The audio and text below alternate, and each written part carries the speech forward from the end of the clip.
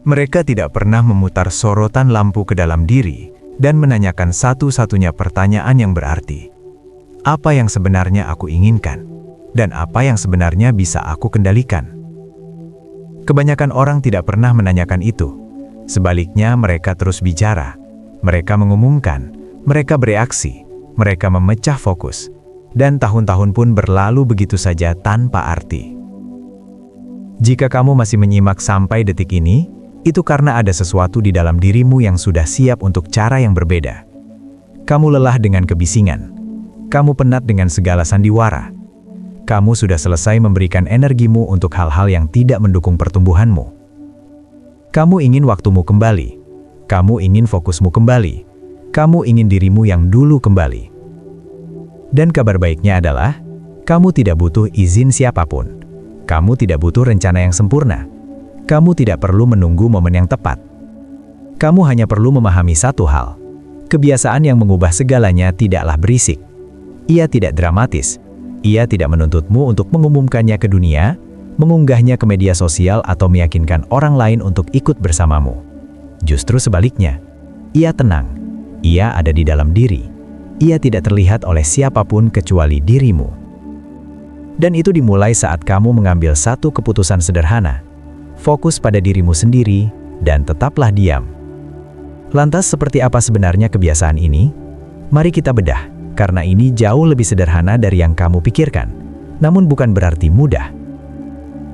Fokus pada diri sendiri berarti mengalihkan perhatianmu hanya pada hal-hal yang bisa kamu kendalikan. Pikiranmu, tindakanmu, responmu, usahamu. Bukan hasilnya, bukan apa yang dipikirkan orang lain, bukan ekonomi, algoritma, persaingan, atau para pengkritik. Hanya kamu. Tetap diam berarti menahan dorongan untuk bicara terlalu dini, menahan diri untuk tidak mengumumkan niatmu, tidak mencari validasi, dan tidak bereaksi secara impulsif. Itu berarti belajar menyimpan energimu di dalam sampai momen yang tepat tiba, sampai kamu benar-benar menyelesaikan pekerjaanmu, sampai bicara memiliki tujuan yang lebih besar daripada sekedar ego. Ini bukan tentang menjadi penyendiri. Ini bukan tentang menolak berkomunikasi atau bekerja sama. Ini tentang menjadi strategis dengan kata-katamu dan menjadi kejam terhadap gangguan yang mencoba mencuri perhatianmu. Kaum Stoik mempraktikkan ini tanpa henti. Epictetus yang dulunya seorang budak, mengajar murid-muridnya bahwa yang penting bukanlah apa yang terjadi padamu, melainkan bagaimana kamu bereaksi terhadapnya. Ia tidak hanya bicara teori, ia menjalaninya. Ia tidak mengeluhkan rantainya, ia tidak menyiarkan penderitaannya. Ia fokus pada apa yang bisa dia kendalikan, pikirannya, dan ia tetap diam tentang hal lainnya. Seneca, penasehat para kaisar, menulis bahwa obat terbaik untuk kemarahan adalah penundaan. Dengan kata lain, ketika sesuatu memicu emosimu, ketika seseorang menghinamu, atau ketika kekacaman meledak di sekelilingmu, berhentilah sejenak. Tetaplah diam. Biarkan momen itu berlalu begitu saja alih-alih kamu bereaksi darinya. Di dalam jeda itulah, di dalam keheningan itulah, kekuatanmu berada. Pernahkah Anda memperhatikan mereka? Seseorang yang duduk sendirian di sudut kafe, menyesap kopi dengan buku yang terbuka, tapi lembarannya jarang sekali dibalik. Atau seseorang yang berjalan menyusuri taman saat matahari terbenam, memakai earbuds, pandangan lurus ke depan, dengan wajah yang sulit dibaca. Mungkin itu rekan kerja yang selalu makan siang sendirian, atau teman yang membatalkan janji, bukan cuma sekali, tapi sering, hanya untuk menghabiskan waktu dengan dirinya sendiri. Dan seketika muncul sebuah pikiran di benak kita, apakah mereka baik-baik saja? Sadar atau tidak, entah di mana mulanya, kita belajar bahwa menyendiri adalah sebuah masalah yang harus diperbaiki. Kita menganggap kesendirian itu sama dengan kesedihan, bahwa siapapun yang memilih untuk sendiri pasti sedang merasa kesepian, merasa dikucilkan, atau mungkin sedang hancur. Wajar jika kita berpikir begitu. Sejak kecil, kita didesain untuk terhubung. Kita diajari untuk bermain bersama, mencari teman, dan bekerja dalam tim. Seluruh struktur sosial kita dibangun di atas keharusan menjadi bagian dari sebuah kelompok. Jadi ketika seseorang melangkah keluar dari ritme itu, ketika mereka tampak bahagia dengan dunianya sendiri, itu terasa ganjil. Kita tidak tahu harus merespons apa, dan seringkali kita berasumsi yang terburuk. Mungkin dia kaku secara sosial, pasti dia tidak punya banyak teman, atau jangan-jangan dia sedang depresi. Jarang sekali kita berpikir, mungkin dia memang sedang berada di tempat yang dia inginkan. Mari jujur, dalam budaya kita, kesendirian bukan sekedar disalahpahami, ia dianggap sebagai tanda bahaya. Kita terus-menerus diminta untuk tampil di luar sana, memperluas jejaring, membangun personal brand. Jika Anda tidak berbagi cerita, tidak memperbaharui status, atau tidak membalas pesan, jika Anda tidak terlihat, Anda mulai merasa dianggap tidak ada. Sangat sulit ketika harga diri kita kini diukur secara publik melalui jumlah pengikut dan komentar dari orang asing. Di lingkungan seperti ini, seseorang yang memilih untuk mencabut kabel dan menjauh seringkali dianggap terputus, atau lebih buruk lagi, dianggap tidak relevan. Tapi tahukah Anda, kesendirian bukanlah tanda kelemahan. Itu adalah sebuah riset, sebuah penolakan untuk terus dikonsumsi oleh dunia. Di tengah jebakan keharusan untuk terlihat ini, kesendirian memang menjadi sesuatu yang mencurigakan. Seolah-olah Anda keluar dari perlombaan, seolah-olah ada sesuatu yang salah. Tapi bagaimana jika ternyata tidak ada yang salah? Bagaimana jika kesendirian bukanlah tanda akan kekurangan, melainkan tanda akan kehadiran diri? Beberapa orang memilih untuk sendiri bukan karena mereka pahit atau hancur, bukan karena mereka tidak bisa menemukan teman, tapi karena kesendirian memberi mereka sesuatu yang tidak bisa diberikan oleh keramaian, kejelasan, kedalaman, kedamaian.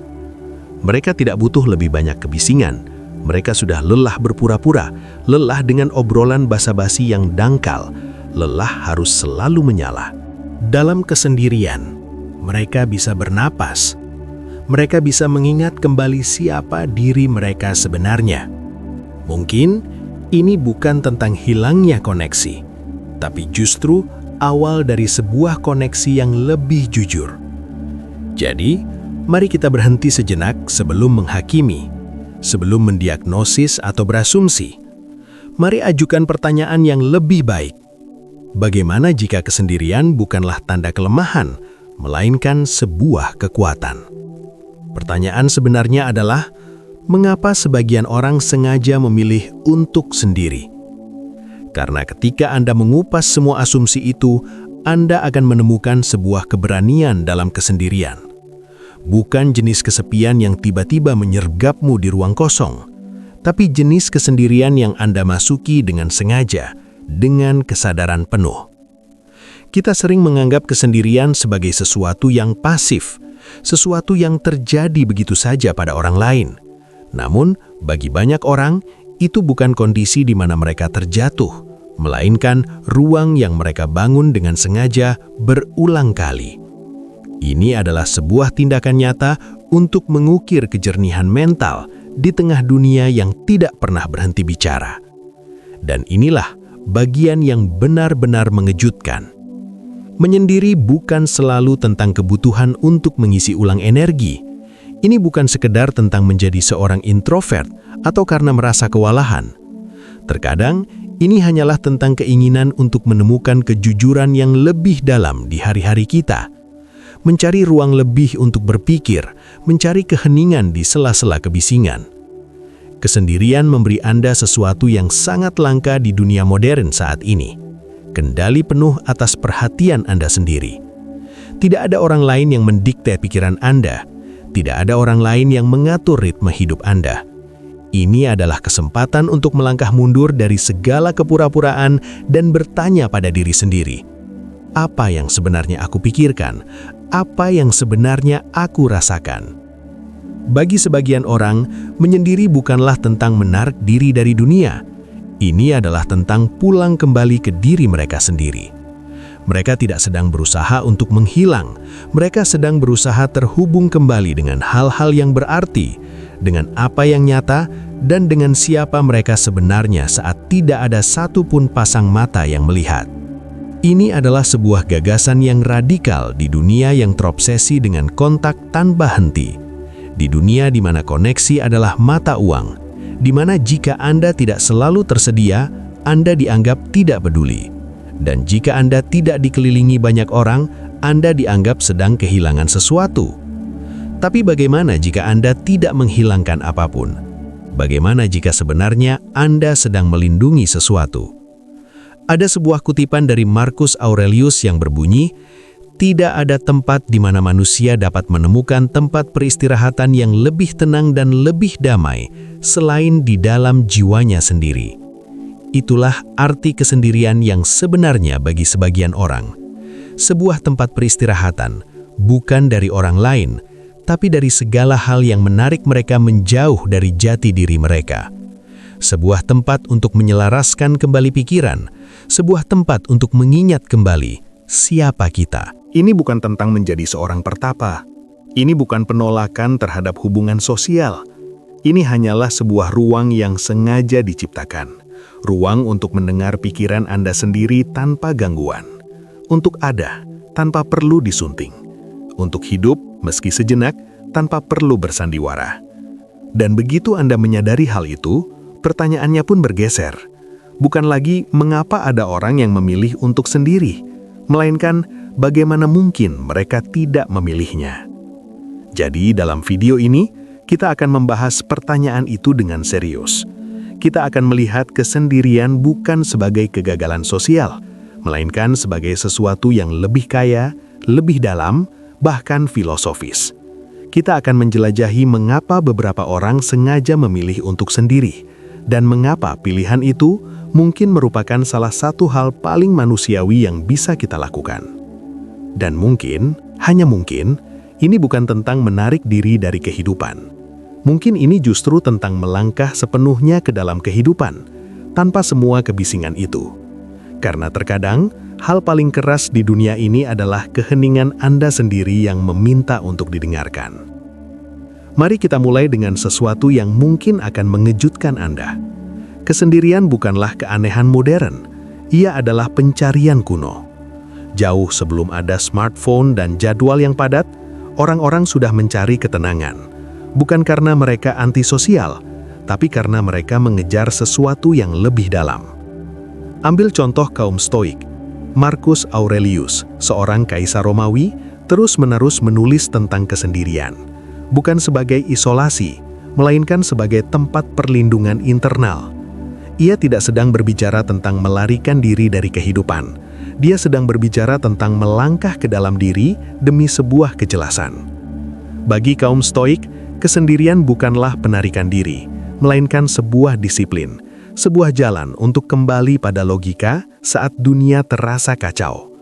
Mereka percaya bahwa kedamaian tidak datang dari mengendalikan dunia luar, melainkan dari menguasai dunia batin Anda sendiri. Dan kesendirian adalah lingkungan di mana penguasaan itu bisa terjadi.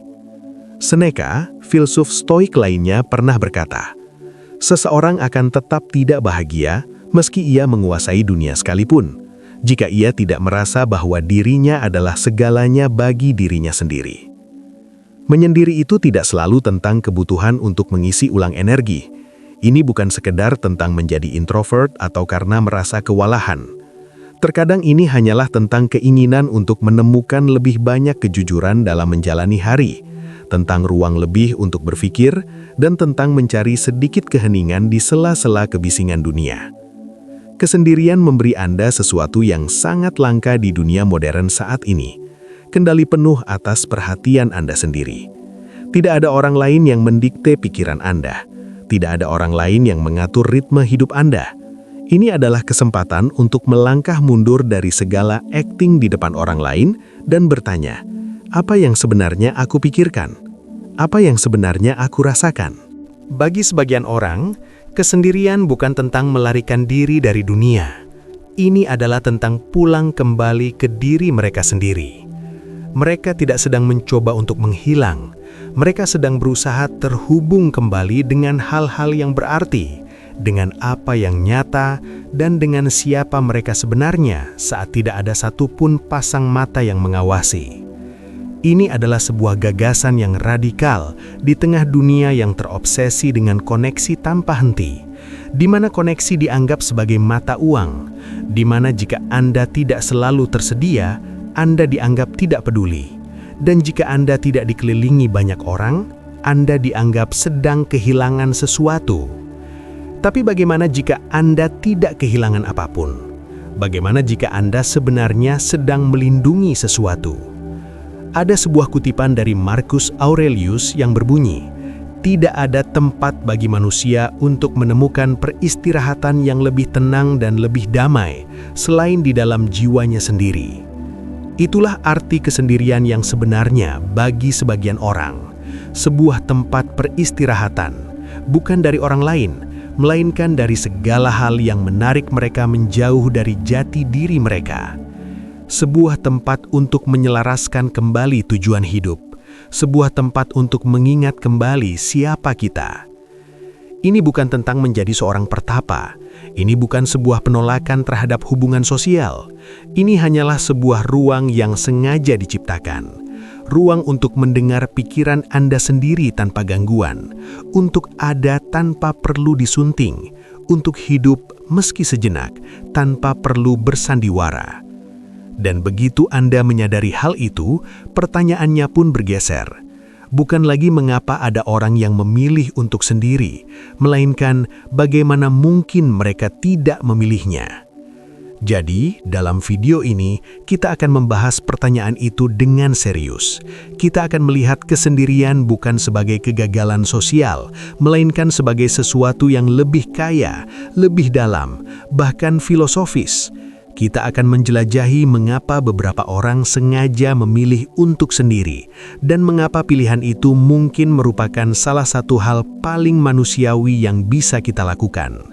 Dan mungkin, hanya mungkin, ini bukan tentang menarik diri dari kehidupan. Mungkin ini justru tentang melangkah sepenuhnya ke dalam kehidupan, tanpa semua kebisingan itu. Karena terkadang, hal paling keras di dunia ini adalah keheningan Anda sendiri yang meminta untuk didengarkan.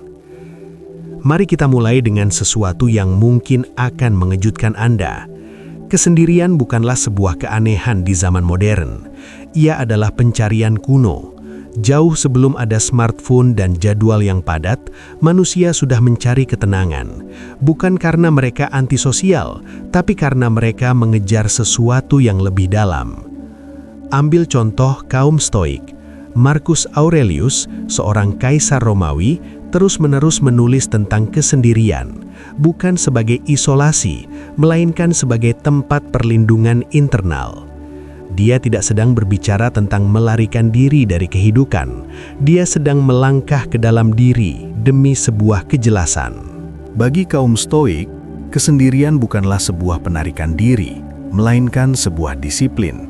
Sebuah jalan untuk kembali pada logika saat dunia terasa kacau. Mereka percaya bahwa kedamaian tidak datang dari mengendalikan dunia luar, melainkan dari menguasai dunia batin Anda sendiri. Dan kesendirian adalah ruang di mana penguasaan itu bisa terjadi. Kesendirian adalah lingkungan di mana penguasaan diri itu bisa terjadi.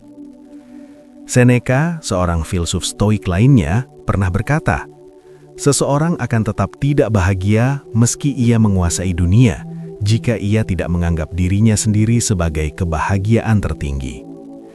Dengan kata lain, sebanyak apapun pujian sosial atau kesuksesan eksternal yang Anda dapatkan, itu semua tidak akan berarti jika Anda tidak berdamai dengan diri sendiri. Dan bagaimana cara Anda mengetahui apakah Anda sudah berdamai? Caranya adalah dengan tenang, masuk ke dalam batin, menghabiskan waktu sendirian. Lalu ada Epictetus, yang mengajarkan bahwa kebebasan datang dari belajar memahami apa yang ada di bawah kendali kita dan merelakan sisanya. Dalam sudut pandang ini, kesendirian menjadi semacam pembebasan, tanpa gangguan, tanpa sandiwara, tanpa berpura-pura, hanya ada Anda dan apa yang nyata. Gagasan ini tidak hanya ada pada Stoikisme. Di belahan dunia lain, dalam tradisi yang sepenuhnya berbeda, Sang Buddha duduk di bawah pohon dalam keheningan total sampai ia menemukan kebenaran. para biarawan di berbagai budaya menarik diri ke dalam kesendirian, bukan untuk menolak kemanusiaan, melainkan untuk memahaminya dengan lebih baik. Bagi mereka, keheningan bukanlah hukuman, keheningan adalah latihan. Bahkan Thoreau, berabad-abad kemudian di hutan liar Amerika, tidak sedang melarikan diri dari masyarakat. Ia sedang mempelajarinya dari kejauhan. "Aku pergi ke hutan karena aku ingin hidup dengan sengaja," tulisnya. Kesendiriannya tidak bersifat pasif, melainkan sebuah penyelidikan, sebuah cara untuk benar-benar menaruh perhatian. Gema ini juga terdengar di era yang lebih modern. Penulis seperti Virginia Woolf yang terkenal dengan pernyataannya tentang perlunya ruang milik sendiri, atau penyair Rainer Maria Rilke yang melihat kesendirian bukan sebagai beban, melainkan sebagai kebutuhan spiritual. Dalam tradisi-tradisi ini, kesendirian bukanlah kemewahan, itu adalah kebutuhan esensial. Kesendirian adalah wadah bagi pikiran, kebajikan, dan transformasi. Anda tidak hanya duduk sendirian, Anda sedang mengasah pikiran, jiwa, dan pemahaman Anda tentang dunia. Bahkan dalam tradisi monastik Kristen, para bapak padang pasir menarik diri bukan untuk menghindari orang lain, melainkan untuk berhadapan dengan diri mereka sendiri. Keheningan adalah kawara candra di muka, sebuah cermin, tempat di mana segala ilusi runtuh. Dalam praktik Zen Jepang, keheningan bukanlah kekosongan, keheningan adalah kehadiran. Hala meditasi terasa sunyi bukan karena tidak ada yang terjadi, tetapi karena segalanya sedang terjadi. Dalam kesunyian itu, kesadaran meluas. Dunia melambat cukup lama hingga kebenaran bisa muncul ke permukaan. Jadi, ketika seseorang saat ini memilih kesendirian, bukan selamanya, tapi secara sengaja, mereka sedang berjalan di jejak para pencari selama ribuan tahun. Mereka mungkin tidak mengenakan jubah atau merapalkan mantra, tapi tujuannya sama, melangkah mundur, menyelaraskan batin, dan kembali dengan sesuatu yang nyata. Di masa ketika perhatian kita terpecah-pecah dan gangguan dimonetisasi, kesendirian menjadi sebuah pemberontakan suci. Itu adalah cara untuk merebut kembali pikiran Anda, bukan dari dunia, melainkan dari kebisingan di dalamnya. Jadi, saat Anda melihat seseorang duduk sendirian di bangku taman, di dalam kamar, atau di puncak gunung, mungkin mereka sama sekali tidak terputus dari dunia. Bisa jadi mereka adalah orang yang paling terhubung di ruangan itu. Dan itulah kekuatan tersembunyi dari kesendirian yang dipilih. Ini bukan tentang absennya orang lain, tapi tentang hadirnya diri sendiri. Jika filosofi memberitahu alasan di balik kesendirian, psikologi membantu kita memahami prosesnya. Bagaimana hal itu bekerja pada kita, bagaimana hal itu mempengaruhi pikiran kita, dan mengapa bagi sebagian orang itu terasa sangat tepat. Carl Jung, psikiater asal Swiss, pernah mengatakan sesuatu yang menusuk langsung ke inti masalahnya. Kesepian. Kesepian tidak datang dari ketiadaan orang-orang di sekitar Anda. Kesepian datang dari ketidakmampuan untuk mengomunikasikan hal-hal yang tampaknya penting bagi diri Anda sendiri. Coba renungkan itu sejenak. Menyendiri dan merasa kesepian, keduanya adalah hal yang sangat berbeda. Anda bisa berada di tengah keramaian, namun merasa sepenuhnya tak terlihat. Sebaliknya, Anda bisa duduk sendirian, namun merasa sangat utuh dan puas, karena Anda sedang selaras dengan dunia batin Anda sendiri. Ini adalah perubahan perspektif yang besar. Beberapa orang merindukan kesendirian bukan untuk melarikan diri dari koneksi, melainkan untuk melarikan diri dari perasaan terputus. Mereka lelah dengan kedekatan yang dangkal dan berserakan yang mendominasi begitu banyak aspek kehidupan modern saat ini.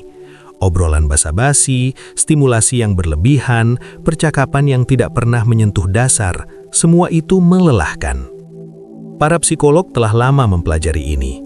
Salah satu suara yang paling dikenal adalah Susan Cain, penulis buku Quiet. Ia menjelaskan bahwa seorang introvert bukanlah sosok yang pemalu atau antisosial. Mereka hanya menarik energinya dari dalam batin. Bagi mereka, menyendiri bukanlah hal yang menguras tenaga. Itu adalah pemulihan. Dan bahkan jika Anda bukan seorang introvert, kesendirian terbukti memiliki manfaat psikologis yang nyata. Ia meningkatkan kreativitas, memperbaiki fokus, dan membantu regulasi emosi.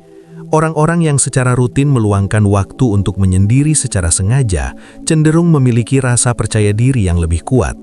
Bukan karena mereka menghindari orang lain, tapi karena mereka telah belajar bagaimana mendengarkan diri sendiri. Bahkan, sebuah penelitian yang diterbitkan dalam Journal of Personality and Social Psychology, psikologi menemukan bahwa orang yang bisa mentoleransi dan bahkan menikmati kesendirian seringkali menunjukkan tingkat kecerdasan emosional dan disiplin diri yang lebih tinggi. Mereka tidak melarikan diri dari kehidupan, mereka mengelolanya dengan kesadaran yang lebih tajam. Ini ibarat perawatan emosional. Anda menarik diri untuk mengatur ulang segalanya, merenung dan mengisi ulang energi. Dan ketika Anda kembali ke dunia luar, Anda menjadi pribadi yang lebih berpijak pada bumi. Disinilah letak bagian yang jauh lebih menarik. Orang-orang yang nyaman dengan kesendirian seringkali memiliki batasan diri atau boundaries yang lebih kuat. Mereka cenderung tidak kehilangan jati diri dalam sebuah hubungan. Mereka tidak bergantung pada orang lain untuk mendefinisikan siapa mereka. Itu bukanlah sikap yang dingin, itu adalah kejelasan. Apa yang sering kita lewatkan adalah bahwa kesendirian tidak hanya memulihkan, tetapi juga menyingkap tabir. Saat Anda sendirian, kebisingan mereda. Anda mulai menyadari berapa banyak pikiran Anda yang sebenarnya hanya pinjaman dari orang lain. Berapa banyak perilaku Anda yang dibentuk oleh siapa yang ada di sekitar Anda. Dalam kesendirian, Anda bisa bertanya, apakah ini benar-benar aku atau hanya versi diriku yang sedang berakting? Inilah mengapa kesendirian bisa menjadi alat yang sangat kuat untuk pencarian jati diri. Menulis jurnal, berjalan kaki tanpa tujuan, atau sekedar duduk dengan secangkir teh sambil membiarkan pikiran Anda terurai. Tindakan kecil ini bukanlah hal yang pasif, ini adalah tindakan sengaja yang memberi ruang bagi kebenaran. Bahkan orang-orang ekstrovert yang secara alami berkembang dalam keramaian mendapatkan manfaat besar dari momen kesendirian. Bukan karena mereka perlu menghindari orang, tapi karena setiap orang perlu mengistirahatkan bagian dari diri mereka yang terbiasa tampil. Kesendirian adalah ruang di mana bahkan orang yang paling sosial sekalipun bisa menjadi manusia seutuhnya, tanpa perlu penonton. Penelitian tentang kesendirian yang disengaja juga terus berkembang. Gagasan bahwa memilih untuk sendiri secara raturan dapat memperkuat ketahanan mental, mengurangi stres, dan bahkan meningkatkan kualitas pengambilan keputusan. Dengan kata lain, kesendirian bukanlah hal yang netral, ia adalah nutrisi. Orang-orang yang memilihnya secara rutin seringkali memiliki tujuan hidup yang kuat. Mereka tidak sedang membuang waktu, mereka sedang berinvestasi pada keselarasan jiwa mereka sendiri. Dalam kejelasan, dalam kedamaian. Itulah yang sering dilewatkan banyak orang saat mereka melihat seseorang duduk tenang sendirian. Mereka menganggap itu adalah sebuah absensi kehadiran, padahal yang sebenarnya mereka lihat adalah kehadiran yang seutuhnya. Inilah bagian yang benar-benar membalikan keadaan. Di dunia saat ini, memilih untuk menyendiri bukan hanya disalahpahami, tapi sudah menjadi sebuah bentuk perlawanan. Kita hidup dalam budaya yang memuja koneksi, jenis koneksi yang bisa diukur, dimonetisasi, dan diunggah.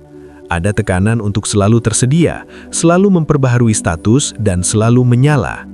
Dalam lingkungan seperti ini, kesendirian terasa hampir mencurigakan. Seolah-olah Anda sedang melanggar aturan yang tidak tertulis. Kita telah dikondisikan untuk berpikir bahwa hidup yang bermakna adalah hidup yang sibuk, bahwa keheningan itu canggung, bahwa jika Anda tidak terlibat, Anda akan tertinggal. Tapi jujur saja, apa sebenarnya yang kita takutkan akan terlewatkan? Kenyataannya sebagian besar hal yang membombardir kita bukanlah sesuatu yang bermakna. Itu hanyalah kebisingan, notifikasi, opini, algoritma, konten yang dirancang untuk membuat kita terus menggulir layar, scrolling, bukan untuk berpikir. Dan di tengah semua itu, kesendirian bukan lagi sekadar pelarian, melainkan sebuah bentuk resistensi.